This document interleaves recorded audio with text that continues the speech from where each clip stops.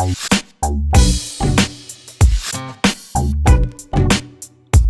everybody, this is Steve here and welcome to day 5 of the Redstone Advent Calendar. And today we're going to take a look at the piston and the sticky piston. And so let's begin with this video. So the piston is a very useful redstone component. It basically can push blocks. So for example, I can place a block right here and now I can power the piston and it will push its block forward and we'll leave the block there. To pull the blocks back, there is the sticky piston, its sticky variant, and this piston will pull the block back. These blocks are called immovable objects and can be pushed by pistons. The anvil is a little bit special one. It's basically immovable because it can't be pushed by the piston, but it can sort of be pushed because it transfers to a movable block while it's falling. That means, for example, if I extend this piston and place the anvil here, and now if I let it fall and push immediately while it's falling, it can be moved, like this. But this only works while it's falling. Now it turned into an immovable object, and I can't push it anywhere now. Another exception is the piston. The piston is basically a movable object, so it can be moved by a piston, but there is one special part.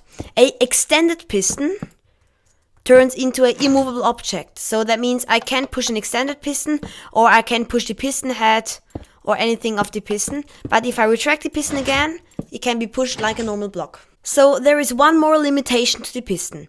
It can only push 12 blocks. That means, for example, here I have 13 blocks and I can't extend this piston now because it's blocked by too many blocks. But if I remove the 13th block, I can push the first 12 blocks without any problems. The sticky piston has one special part to it. It can be one tick pulsed. That means if I have a block in front of a sticky piston and I give him a pulse that's not longer than 1 tick, so 1 millisecond, that means that it will leave its block at the front. And if I give him another 1 tick pulse or a normal activation, it will pull the block back. So I can 1 tick it to put the block to the front, and then I can power it to pull the block back. That's very useful in pretty much every circuit. So the next feature is a super cool feature. It is a very useful feature, and it's also a feature that's getting probably used in every redstone creation. It is the mechanic called butt. The butt mechanic means that a piston can be powered from one of the top edges or from the block above the piston. So this piston is actually powered, but he hasn't noticed it yet.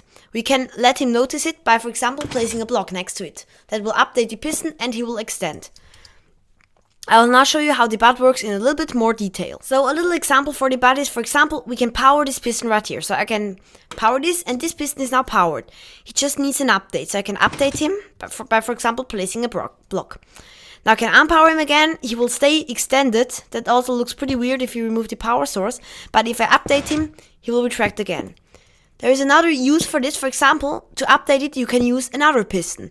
So that's, for example, a super easy way to build a 1x2 or a 2x2 door, like this. So the butt update can also be at the piston head. So that means if I power it, I can't update it from there right now, but I can update it from right here. But if I unpower it, I can also update it here at the piston head, so at this block, for example. Or this can also be right here. So for example, you can make a machine that will instantly retract the block that's getting pushed to it, if you unpower this first. There is also another super cool use for that. For example, we can place a sticky piston here with a redstone block, and then we can make this power this repeater with an inverter, so a redstone torch that will invert the signal because it is on if the signal is off. And then we can basically just run the signal along right here. Now if we update this piston, because he's powered from this block right here, it will push the redstone block to right here. This will power this repeater, which will power this torch, which will unpower this redstone dust here, which will also unpower the piston and will update the piston head that will be right here, which means that the redstone block will get pulled back. So that means if I update this now, it will extend and retract again. So he can basically test if a block is getting updated right here. And that's pretty useful because you can, for example, have sugarcane grow right here. And if it grows, it will update the piston. or you can have some kind of hidden input device with this, where you have to place a block on a wall of pistons. So I know there are quite a lot of information for this little fella here, but it's not everything. There is one fact you really should know right now, and that is the timing of the piston. A piston takes 1.5 ticks to extend. So that means if I power it, it will take 1.5 ticks until this redstone turns on. So that's it for the piston. Thanks for watching, everybody. This has been Steve, and I'm going to see you tomorrow at day 6.